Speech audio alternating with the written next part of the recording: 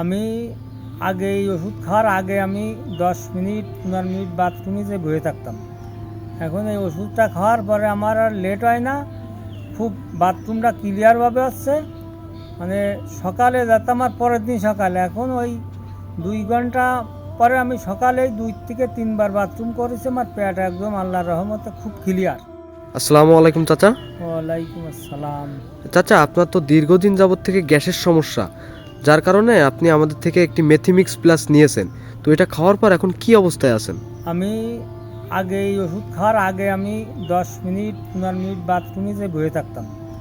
এখন এই ওষুধটা খাওয়ার পরে আমার আর লেট হয় না, খুব বাথরুমটা ক্লিয়ারভাবে হচ্ছে। মানে সকালে যেতাম আর পরের দিন সকালে, এখন ওই 2 ঘন্টা পরে আমি সকালে 2 থেকে 3 বার বাথরুম করেছি। আমার পেট একদম আল্লাহর রহমতে খুব ক্লিয়ার।